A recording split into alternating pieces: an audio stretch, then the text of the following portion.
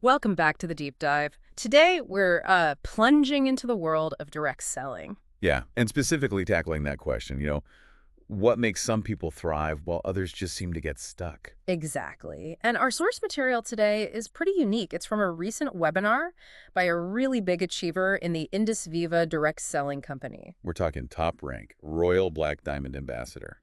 And get this, reportedly, the only person in the entire Indian direct selling industry who owns a Lamborghini bought from their earnings.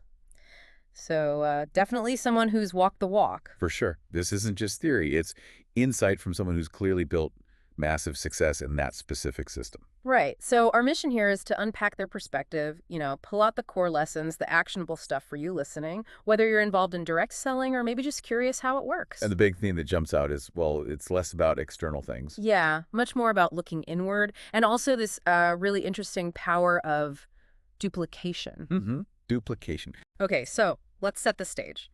The speaker starts by talking about duplication as absolutely fundamental. Right. You can't reach the high ranks, the high incomes without it.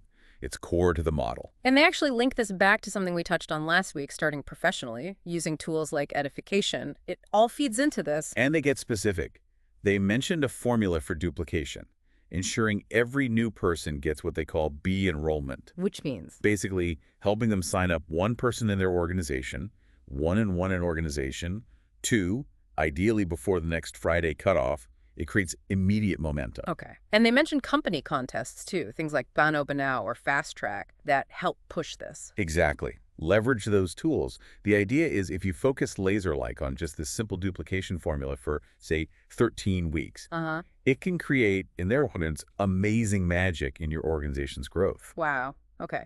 But then they shift gears a bit. They address a common problem. Yeah, this observation that many people start, they seem to put in the work, but they just hit a wall. Get stuck. Right? Stuck for years, sometimes at those lower ranks, star 250, 500, maybe 1,000. Ranks tied to certain volumes or team sizes. And what's the typical reaction the speaker sees? Oh, it's the blame game. It's always something external. Like what? My upline, my seniors didn't help enough. The company changed something. My friends are negative. My team isn't working. Oh, this whole industry is flawed. You name it. Sounds familiar in many fields, actually. It does, but this speaker, based on meeting tons of people all over India, Tamil Nadu, Assam, Chandigarh, Hyderabad, literally everywhere, they say the pattern is incredibly consistent. And the conclusion is, well, it's striking. Which is? The reason you're stuck, it's almost entirely internal. It's you. Oof, that's direct. Very. They even use a kind of spiritual analogy, talking about an inner journey. Okay. The secret to your success, or the reason you're stuck right where you are, it's not out there. It's inside you. So no one else can make you hit diamond rank, for example? Nope. You are the only person who could drive your own success. Your upline can guide, the company provides the platform, but the engine, that's you. That internal work, only you can do it. That's a heavy dose of responsibility. Yeah, it is, and it leads directly to their next big point. Your business growth is tied, like umbilically tied, to your personality growth. Explain that. It's not like a car accelerator. Exactly not. You can't just press harder on the business externally. To speed up the business, you have to speed up yourself. Meaning? Your own habits, your own discipline. How fast do you wake up? How quickly do you get to work? How many people are you meeting? How efficient are you with presentations and follow-ups? So personal qualities directly translate to business results. 100%. Yeah. Your discipline, your improved leadership qualities. Yeah. They will reflect in the business. It's a mirror. Which leads to what the speaker called the bitter truth. Yeah. And they acknowledge it's tough to hear. But basically, your current business situation, good or bad, it's your creation. You built that. Wow. Okay. So no pointing fingers. None. They even use that phrase, Atmanirbhar Bharat, self-reliant India, to really drive it home. Yeah. Your success depends completely on you, your qualities, your abilities, your leadership. Full stop. And the advice is to accept this quickly. Yes. Don't waste time arguing with it or blaming others. That's what keeps you stuck potentially for years, leading to regret. Take complete responsibility. Own it. Now. Okay. So if it's all about my internal state and actions, how does that play out with the team? Well, that brings us to this concept they call copycat marketing. Copycat marketing. Yeah. They argue direct selling is essentially copycat marketing. Why? Because your team members From the moment they even meet you as a prospect, and definitely once they join, they are watching everything, and they copy it. Everything. Like what specifically? Simple things. Are you professional on Zoom calls? Is your camera on? Yeah. Are you sitting properly, looking engaged, taking notes during training? Yeah. Are you actually using the systems the company provides? They notice all that. Every bit. The speaker used the parent-child analogy. A son copies his dad shaving, right? A daughter copies her mom. It's the same principle. Team members copy their leader. So if the leader cuts corners. If the leader is crooked, as the speaker put it, not following systems, making excuses, blaming others, guess what the team does? They become crooked too. Exactly. But if the leader is straight, disciplined, professional, taking responsibility, following the path of the team will follow that example. You want a disciplined team. Be disciplined first. Makes sense. What about that excuse, oh, I'll get serious and professional when I have a team? Total backwards thinking, according to the speaker. You won't build a solid team until you are that straight, professional leader teaching the right way from day one. Your example is what attracts and molds the team. It's the magnet. That actually shifts the focus quite a bit. It does. And leads to another really strong point the speaker made. Which is? While yes is called direct selling, and yes, products move. The real emphasis, the critical skill set, isn't just selling. It's leadership. Developing leadership skills is far more important than just honing sales techniques. So it's primarily a leadership business. That's exactly how they put it. Largely a leadership business. And they argued that understanding this, really grasping it early on, is key to getting unstuck much faster. It changes your whole approach. Okay, leadership focus. What about time frame? How long should this take? Well, here, the speaker offered a pretty challenging perspective. Oh. They suggested that if you're putting in consistent, focused, hard work, your life should change significantly, like really noticeably, within about 3 to 5 years in this business. 3 to 5 years for significant change. That's quite a benchmark. It is. And they didn't shy away from the flip side either. Which is? If after 3 to 5 years of genuine effort, your life hasn't significantly changed for the better, maybe direct selling isn't the right vehicle for you. Wow. Okay. That's quite direct. Very. They contrasted it with a job. In a job, if you mess up or slack off, your boss corrects you, right? They metaphorically grab your ear. Yeah, usually. In direct selling, there's no boss like that. You have to be the one to correct yourself.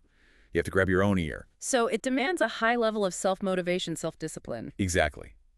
It's really for people who can manage themselves, who can push themselves without external oversight. Okay, so we're talking about potentially significant life changes. Does the speaker offer any, tangible proof of this kind of success within their company? Absolutely. They pointed directly to the company's big annual event, the town hall, as concrete evidence. Right, you mentioned that. It's been running since 2014. Yep.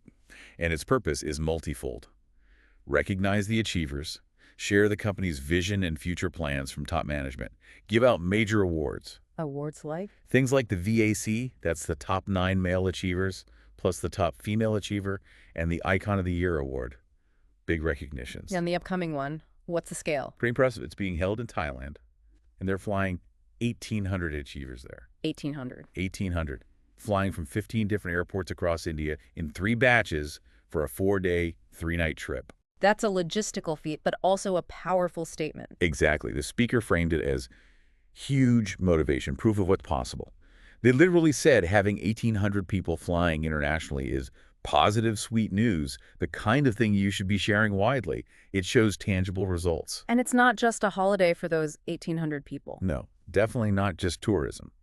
The speaker emphasized the purpose for the achievers. Which is? Gaining international experience, expanding their perspective, growing their personality further, filling up their fuel tank for the next big goal. Ah, so it's part of the development process. Right.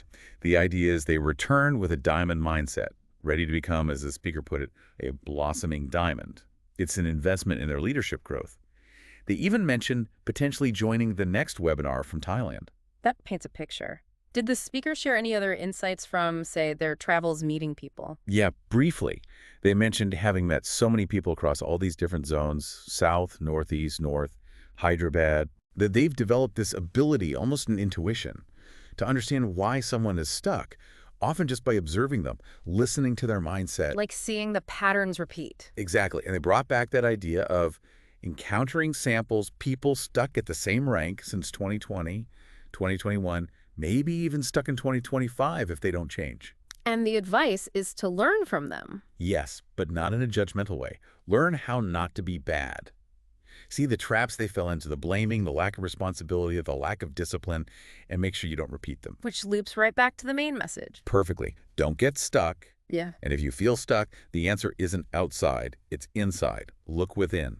What are your actions, your habits, your mindset creating? Okay, let's try and summarize the absolute core takeaways from this expert's perspective for everyone listening. All right, first, the huge power of duplication. Simple, repeatable actions like that B enrollment formula, get that going. Second, ditch the blame game. Take complete 100% personal responsibility for your business results. It's on you. Third, remember that your business grows only as fast as you grow. Personal growth, discipline, leadership qualities, that's the fuel. Fourth, this idea of copycat marketing. Your team will duplicate you. So be the example you want to see. Be straight, not crooked. And finally, shift your primary focus. Yes, it involves selling, but it's fundamentally a leadership business. Develop those leadership skills above all else. And the speaker really emphasized these aren't just theories. Not at all. They stress these are lessons learned the hard way from their own life, their own journey, building a huge success story in this industry. So the bottom line, the mirror reflecting back at us, is that success here and maybe anywhere, really it comes down to what's inside. Your qualities, your actions, your leadership, it's in your hands. Definitely. Which leads to maybe a final thought for you to chew on. If we take that copycat marketing idea seriously and you think of yourself as, say, the king or queen of your own growing organization, like the speaker alluded to, how much more disciplined would you be? Now, how much clearer in your vision? How much more consistent in your positive actions, knowing that your subjects, your team, are going to be an exact reflection of you? That's a powerful frame. It is. So what's one small change, one little tweak in your own discipline or professionalism that you could make today? Something your team would inevitably copy and amplify, maybe unlocking some of that amazing magic the speaker talked about. Something to think about.